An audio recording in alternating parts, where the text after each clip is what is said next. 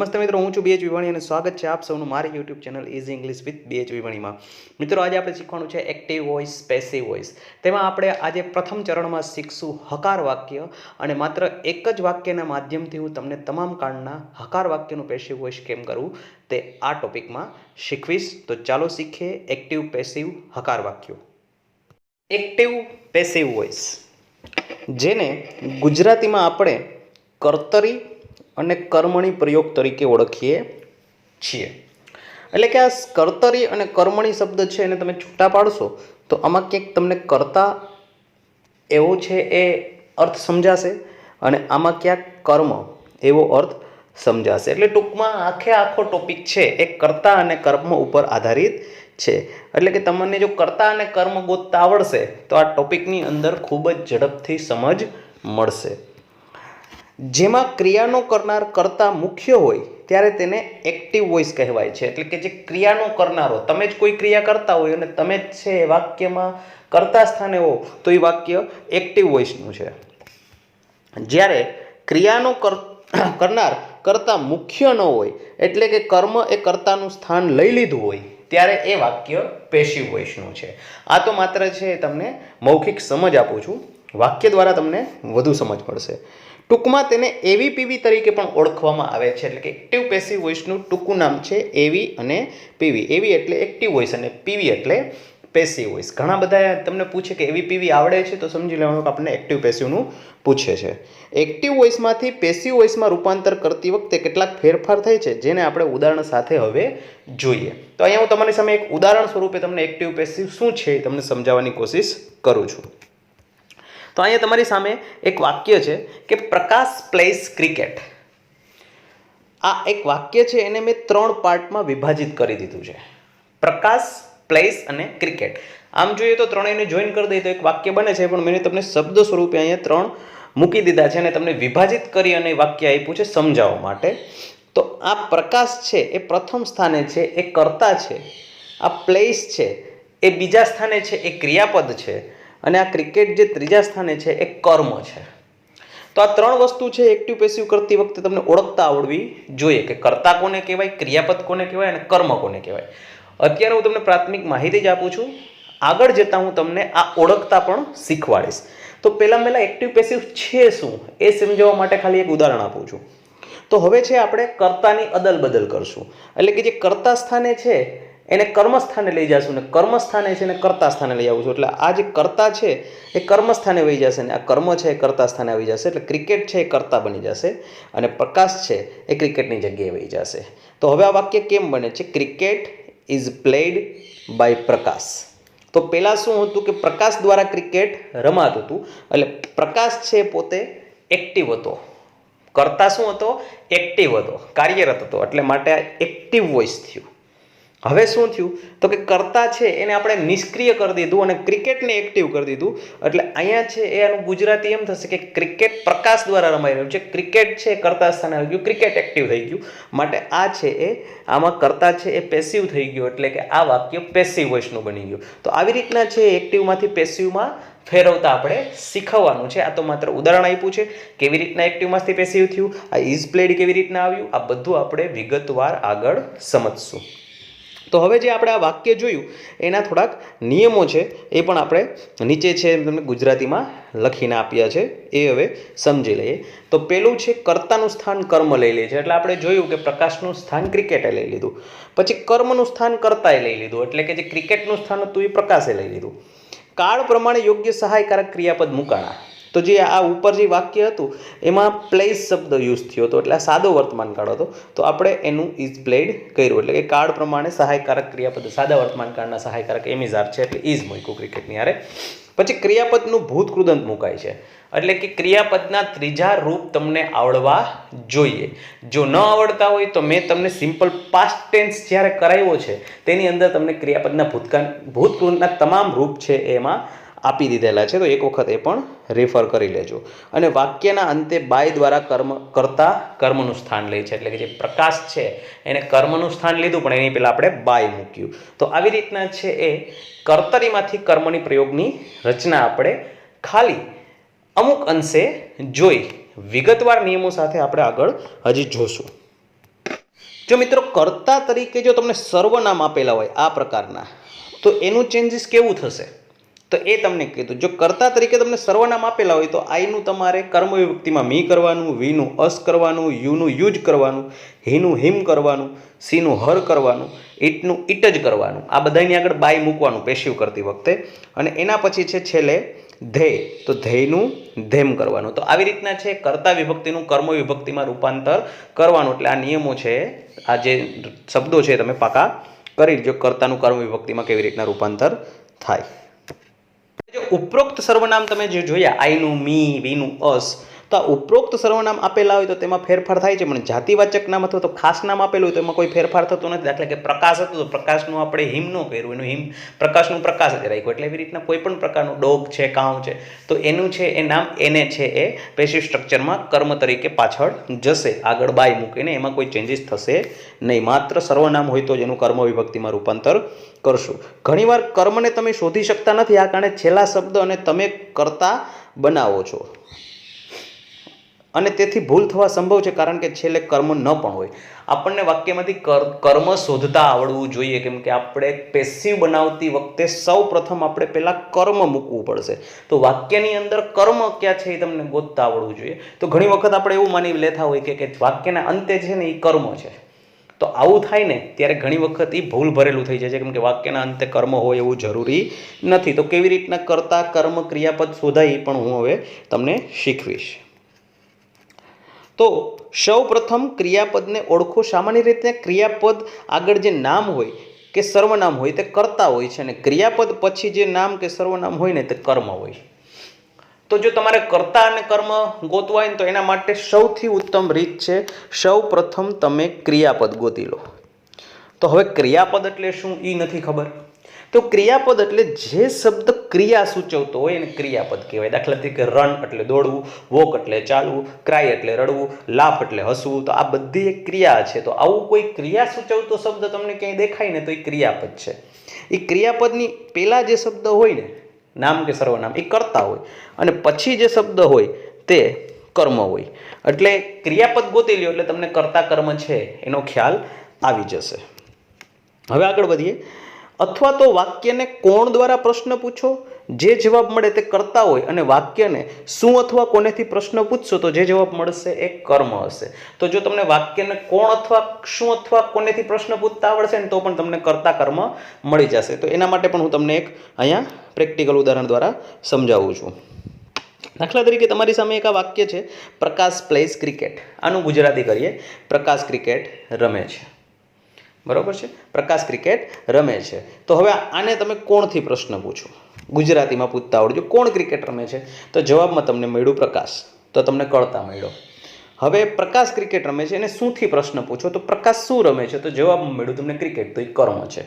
જો કોણથી પ્રશ્ન પૂછો અને જે જવાબ મળે એને કર્તા કહેવાય, શુંથી પ્રશ્ન પૂછો અને જે જવાબ મળે તેને કર્મ કહેવાય. તો મિત્રો આ છે એ વાક્યમાંથી તમને કર્તા અને કર્મ કેમ શોધવા એની પણ મેં તમને રીત શીખવાડી. હવે આપણે આગળ જોઈએ એક્ટિવ પેશિવમાં. એક્ટિવ પેશમાંથી પેશિવમાં રૂપાંતર કરતાં પહેલાં આટલું આવડવું જરૂરી છે. એટલે કે જો તમારે એક્ટિવમાંથી પેશિવમાં રૂપાંતર કરવું હોય તો આટલું આવડવું જરૂરી છે. જો ના આવડતું હોય તો એક્ટિવ પેશિવ પહેલાં આ શીખી લેવું ખાસ જરૂરી છે. તો ચાલો જોઈએ શું આવડવું જોઈએ.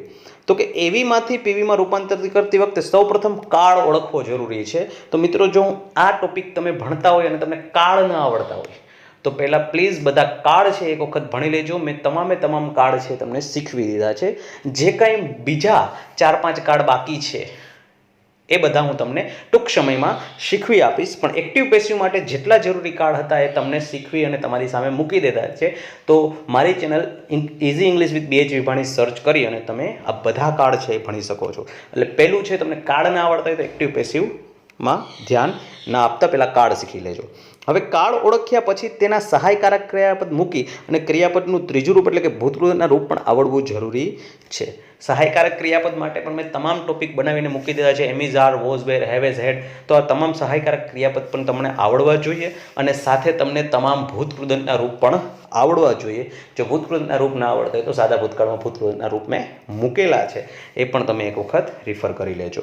અને ત્યારબાદ જો કર્તા તરીકે સર્વનામ હોય તો તેનું કર્મ વિભક્તિનું રૂપ પણ આવડવું જરૂરી છે. મેં ટૂંક સમય પહેલાં તમને ઉપલા ટોપિકમાં શીખવાડ્યું કે આઈનું, મી, વિષનું, અસ, તો આવા કર્મ વિભક્તિના રૂપ પણ તમને આવડવા જરૂરી છે. તો આટલું તમને આવડતું હશે તો તમે એક્ટિવ પેસિવમાં સરળતાથી આગળ શીખી શકશો.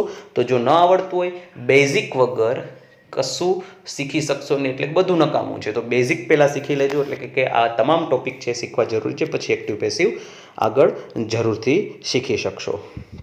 ચાલો હવે અહીંયા તમને છે હું એક વાક્ય સમજાવું છું કે he brought an essay yesterday. તો આમાં છે આ વાક્ય છે એક્ટિવ છે, આનું પેસિવમાં રૂપાંતર કરીએ તો કઈ રીતના બનશે. તો પહેલાં તો તમારે છે આ વાક્યમાંથી 3 શબ્દ તો વસ્તુ તો ગોતવી જ પડશે: કર્તા, ક્રિયાપદ અને કર્મ. તો ભાઈ આ શું છે? તો કે અન્ય શબ્દ છે, એની સાથે આપણે કાંઈ લેવા દેવા નથી. તો હવે આપણે આનું પેસિવ બનાવવું હોય તો એન એસે છે કર્મનું સ્થાન લેશે, કર્તાનું સ્થાન લેશે. હી છે એનું બાય હિમ એટલે કર્મનું સ્થાન લેશે. અને આ વ્રોટ છે એનો કાળ ઓળખતા આવડશે તો આ સાદો ભૂતકાળ છે તો એને ટુ બીના રૂપ વોઝ વેર થાય. તો એન એસે સાથે આપણે વોઝ મૂક્યું અને રાઇટનું રિટર્ન મૂક્યું. તો આ થયું an essay was written by him યસ્ટરડેનું સ્થાન એમને એમ રહ્યું. તો આ છે એક કર્તા, ક્રિયાપદ અને કર્મને ઉલટસુલટ કરી અને આપણે છે એક્ટિવમાંથી પેસિવ બનાવ્યું. તો આટલી વસ્તુ મેં તમને ઉપર કીધી, બધી આવડતી હશે તો આ 100% છે તમે આમાં સિદ્ધિ હાંસલ કરી શકશો. આગળ વધીએ. ઘણી વખત કર્મ તરીકે કોઈ એક શબ્દ નહીં પણ આખો શબ્દ સમૂહ પણ હોઈ શકે. તો ઘણી વખત જો તમને કોઈ એક શબ્દ નહીં પણ આખો શબ્દ સમૂહ પણ છે એ તમને કર્મ તરીકે આપેલો હોય ત્યારે તમે ખાલી શબ્દ છે એને કર્મ સમજી અને વાક્ય બનાવશો તો કદાચ ખોટું પડશે. તો અહીંયા દાખલા તરીકે તમારી સામે વાક્ય મૂક્યું છે કે she is drawing the pictures of birds. તો અહીંયા ખાલી તમે જો પિક્ચર્સને લઈ લેશો તો એક શબ્દ થઈ જશે, તો એ તમે આગળ લખશો અને પછી વાક્ય બનાવશો તો કદાચ તમારું વાક્ય ખોટું બનશે. પણ ધ પિક્ચર્સ ઓફ બર્ડ્સ આખો શબ્દ સમૂહ છે એ કર્મ બને છે. તો એને આપણે આગળ લઈએ તો પિક્ચર્સ ઓફ બર્ડ્સ, પછી ઇઝ ડ્રોઈંગ ઉપરથી ખબર પડે કે આ ચાલુ વર્તમાન કાળનું વાક્ય છે. તો એનું છે એ આપણે પેસિવ બનાવતી વખતે એનું કરવું પડશે આર બીઇંગ ડ્રોન.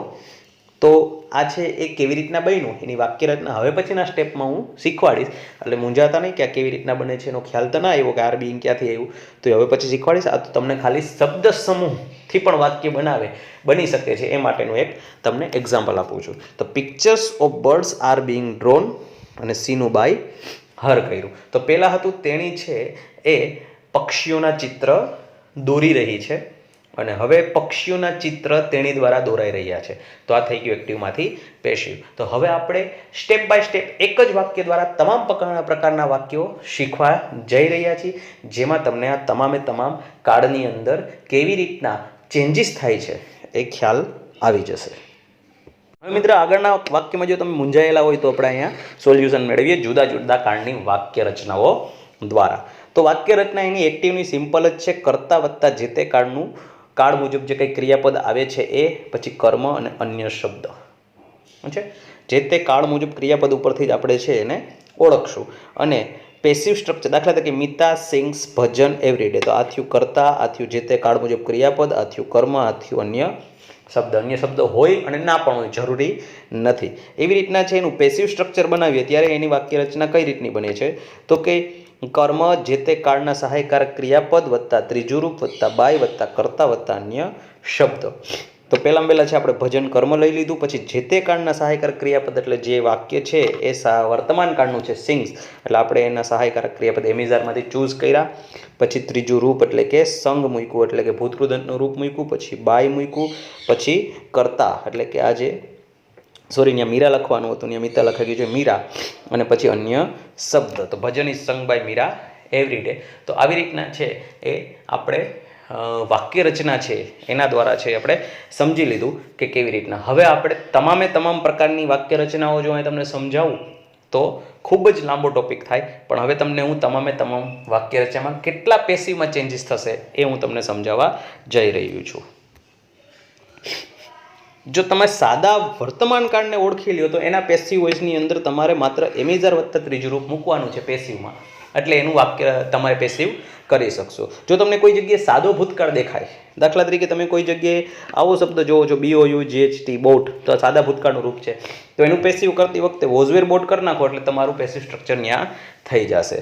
જો તમને કોઈ સાદો ભવિષ્યકાળ છે એ તમે ઓળખી લો તો એનું પેસિવ સ્ટ્રક્ચર છે શેલ વિલ વત્તા બી વત્તા ત્રીજું રૂપ એટલે કે ભૂતકૃતનું રૂપ. તો પેસિવ ભવિષ્યકાળની અંદર તમારે એક એક્સ્ટ્રા બી શબ્દ આવશે. એના પછી જો તમને કોઈ પણ પ્રકારનું ચાલુ કાળનું વાક્ય દેખાય, તમે ચાલુ કાળ ઓળખી લો તો એનું પેસિવ સ્ટ્રક્ચર છે એની અંદર બીઇંગ શબ્દ અગત્યનો બની જશે, એટલે એમિઝાર વત્તા બીઇંગ વત્તા ત્રીજું રૂપ. જો તમને કોઈ પણ પ્રકારનો ચાલુ ભૂતકાળ છે તમે ઓળખી બતાવો તો તમારે ત્યાં એનું પેસિવ સ્ટ્રક્ચર છે વોઝવેર વત્તા બીઇંગ વત્તા ત્રીજું રૂપ કરવું પડશે, એટલે કે અહીંયા પણ તમારે બીઇંગ મૂકવાનું થશે. લાસ્ટમાં કહીશ 3 શબ્દો કે જેના દ્વારા તમને પેસિવ સ્ટ્રક્ચર સમજાઈ જશે. હવે જો તમને પૂર્ણકાળ દેખાય હેવેઝ વાળો તો ત્યાં તમારે બીન મૂકવાનું થશે, એટલે હેવેઝ વત્તા બીન વત્તા ત્રીજું રૂપ. જો પૂર્ણ ભૂતકાળ દેખાય તો પણ ત્યાં તમારે બીન મૂકવાનું છે, એટલે કે હેડ વત્તા બીન વત્તા ત્રીજું રૂપ. અને MAV એટલે કે મોડલ ઓક્ઝિલરીઝ વર્બ, તો એમાં કોણ આવે? Can, could, may, might, must, should, would. તો એની સાથે છે એ તમારે બી મૂકવાનું છે, જેમ સાદા ભવિષ્યકાળમાં મૂક્યું હતું. અને પછી ત્રીજું રૂપ એટલે કે કેન હોય તો એની સાથે બી, કુડ હોય તો એની સાથે બી, મે હોય તો એની સાથે બી, અને પછી ત્રીજું રૂપ. તો હવે ટૂંકમાં સમજાવી દઉં તમને. તો જો તમને પૂર્ણકાળ દેખાય, કોઈ પણ પ્રકારનો ચાલુ કાળ દેખાય, ચાલુ ભૂતકાળ હોય, ચાલુ ભવિષ્યકાળ હોય, તો તમારે એમાં બીઇંગ શબ્દ યાદ રાખવાનો. બીઇંગ છે પેસિવમાં આવશે ને આવશે.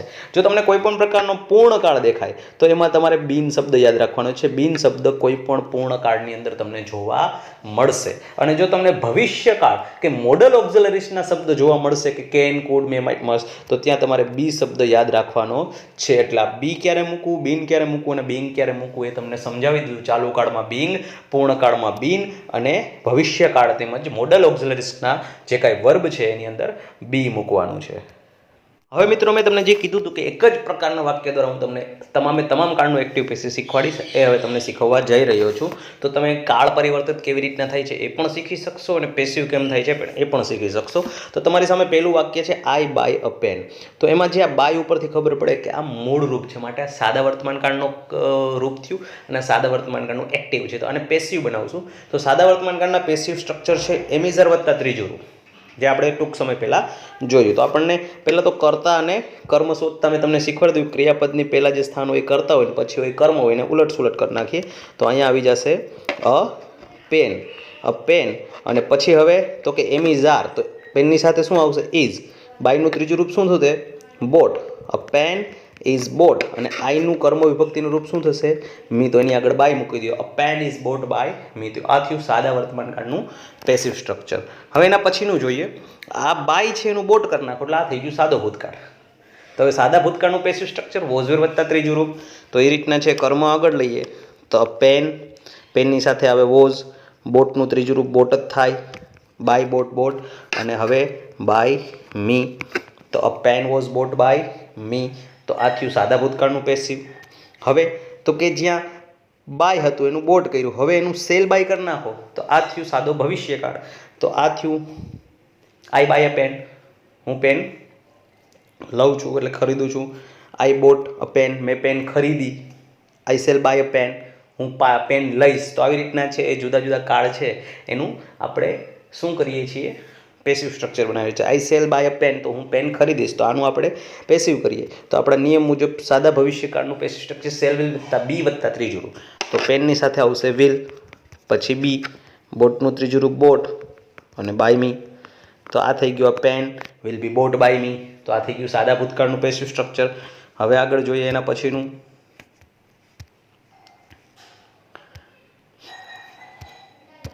આઈ એમ બાઇંગ અ પેન. હવે જ્યાં બાય હતું એનું એમ બાઇંગ કરી નાખ્યું એટલે ચાલુ વર્તમાન કાળ થઈ ગયું.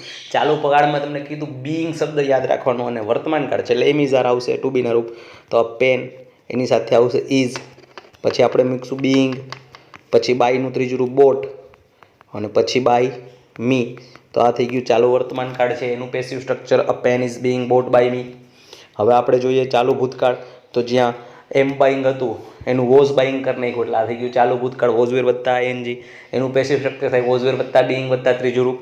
તો આપણે આપણા નિયમ મુજબ પહેલાં કર્મ મૂકીએ અ પેન, એની સાથે આવશે વોઝ, પછી ચાલુ કાળમાં આપણે કીધું, મેં તમને શીખવાડ્યું કે બીઈંગ તો આવશે, તો બીઈંગ, બાયનું ત્રીજું રૂપ બોટ, અને પછી બાય મી, તો a pen was being bought by me. આ થઈ ગયું ચાલુ ભૂતકાળનું પેસિવ. હવે આપણે એના પછી પૂર્ણકાળના પેસિવ શીખીએ.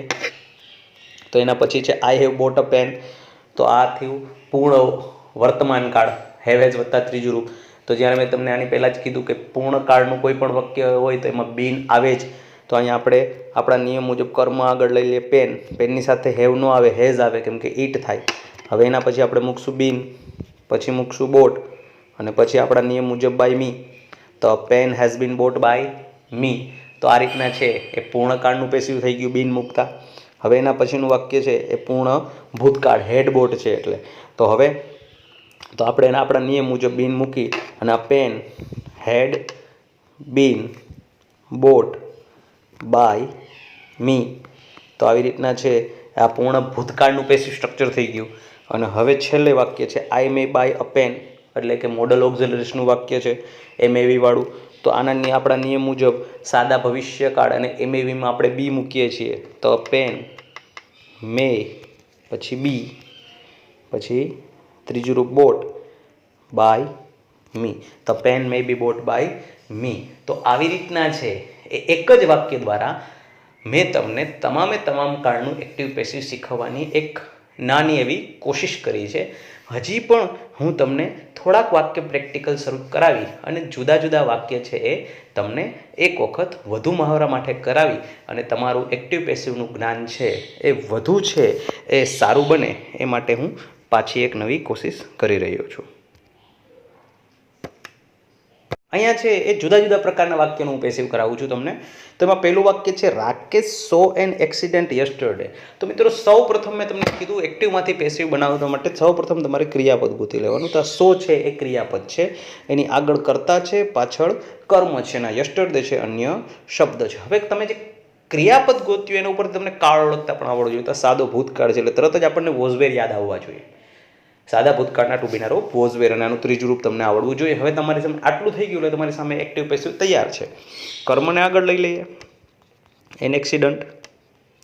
હવે એક્સિડન્ટ સાથે શું આવશે? વોઝ. સોનું ત્રીજું રૂપ શું થશે? સીન. તો કે સી સો સીન, તો વોઝ સીન. હવે શું મૂકશું? બાય રાકેશ. અને લાસ્ટમાં અન્ય શબ્દ યસ્ટરડે. તો આ થઈ ગયું મિત્રો તમારું એક્ટિવમાંથી passive, an accident was seen by Rakesh yesterday. બીજું વાક્ય જોઈએ, the police will catch the thief very soon. ચાલો આમાંથી ક્રિયાપદ ગોતીએ પહેલાં પહેલાં. તો વિલ કેચ છે એ ક્રિયાપદ છે, તો એના ઉપરથી આપણને ખબર પડી કે સાદો ભવિષ્યકાળ. તો સાદા ભવિષ્યકાળના ટુ બીના રૂપમાં સેલ વિલ એમને જ રહેશે ત્યાં. હવે તો કે ત્યાં આપણે બી શબ્દ છે ખાસ મૂકવો પડશે, એટલે કે સેલ વિલ સહાયકારક ક્રિયાપદ છે એની જગ્યાએ એના પછી આપણે બી મૂકવાનું ભૂલશું નહીં. તો આ મળી ગયું કર્મ, આ મળી ગયું કર્તા, વેરી સૂન છે અન્ય શબ્દ છે, તો એનું સ્થાન આપણે જાળવી રાખશું એમને. તો કર્મને આગળ લઈએ, ધ થીપ, થીપની સાથે વિલ આવશે. પછી બી કેચનું ત્રીજું રૂપ આપણને આવડવું જોઈએ, કોટ થાય, CAUGHT. પછી કોણ પકડશે? તો કે બાય ધ પોલીસ, અને પછી અન્ય શબ્દ વેરી સૂન. આટલું મૂકી દો. The thief will be caught by the police very soon. તો આ થઈ ગયું સાદા ભવિષ્યકાળનું પેસિવ. હવે એના પછી the doctor is operating the patient now. તો આમાંથી પહેલાં ક્રિયાપદ ગોતી લ્યો. તો ઇઝ ઓપરેટિંગ આ ક્રિયાપદ છે, એના ઉપરથી ખબર પડે કે આઈએનજી વાળું એમિઝાર વત્તા આઈએનજી એટલે ચાલુ વર્તમાન કાળ થયો. તો ચાલુ શબ્દ આવ્યો એટલે આમાં બીંગ ક્યાંક આવતું હોય. તો આપણે આપણા નિયમ મુજબ કર્મ આગળ લઈ લઈએ, આ કર્મ, આ કરતા. તો આપણે પેશન્ટ્સ આગળ લઈ લઈએ, તો પેશન્ટ્સ. એક વચન કે બહુવચન? તો કે બહુવચન, તો આર, પછી બીંગ, પછી ઓપરેટિંગનું ઓપરેટેડ. તો પેશન્ટ્સ આર બીંગ ઓપરેટેડ. કોના દ્વારા? ડૉક્ટર દ્વારા, તો બાય ધ ડૉક્ટર. અને છેલ્લે અન્ય શબ્દ now. The patients are being operated by the doctor now. પછીનું વાક્ય છે children were watching the match on TV. તો આમાં આપણે પહેલાં છે ક્રિયાપદ ગોતી લઈએ. તો વેર વોચિંગ આપણને ક્રિયાપદ મળશે એટલે આપણને કર્તા અને કર્મ બંને મળી જશે. તો હવે આપણે એ નિયમ મુજબ કરીએ. તો કર્મ છે ધ મેચ, તો એને આપણે આગળ લઈ લઈએ અને ચિલ્ડ્રનને પાછળ જવા દઈશું. મેચની સાથે વોઝ આવશે, વોઝ. પછી આપણે મૂકશું બીંગ, પછી વોચનું ત્રીજું રૂપ વોચડ. અને પછી જે અન્ય શબ્દ છે ને પ્રિપોઝિશનવાળા છે એટલે ક્રિયાપદ પછી લેવાય, છેલ્લે ન રખાય. ઓન ટીવી અને બાય ધ ચિલ્ડ્રન. આ રીતના છે એ આ વાક્યનું પેસિવ વોઇસ થશે. The children were watching the match on TV એનું થશે the match was being watched on TV by the children. You have forgotten my book today. તો આના આપણા નિયમ મુજબ આ કાળ મળી ગયો, હેવ ફોરગોટન પૂર્ણ કાળ, કર્મ મળી ગયું, કર્તા મળી ગયું. તો માય બુક એની સાથે આવશે હેઝ. પૂર્ણકાળમાં આપણે બીન યાદ રાખવાનું, બીન. હવે આનું ત્રીજું રૂપ ફોરગોટનનું ત્રીજું રૂપ આપણે હેવ એઝ હેડમાં ખાસ આપણા માટે સહાયતા એ થશે કે હેવ એઝ હેડ સાથે ત્રીજું રૂપ જ આપેલું હોય તો ત્યાં ભૂતકાળનું રૂપ ગોતવા જવું પડે નહીં. યુનું થઈ જશે બા યુ અને છેલ્લે ટુડે પછી પૂર્ણ વિરામ. તો my book has been forgotten by you today. અને છેલ્લું વાક્ય my brother had taken breakfast before they prayed to God. આ વાક્ય એટલા માટે મોટું મૂક્યું છે કે તમને મોટા વાક્યનો પણ મહાવરો થાય. તો my brother had taken breakfast આ આખું અન્ય શબ્દમાં યુઝ હશે before they prayed to God. તો આપણે આટલા જ શબ્દને આગળ વધારીને આલીએ તો આ તમને કાળ ક્રિયાપદ મળી ગયું, આ કર્મ મળી ગયું, આ કર્તા મળી ગયું. તો હવે આપણે આપણા નિયમ મુજબ જે બનાવીએ છીએ એમ બનાવીએ.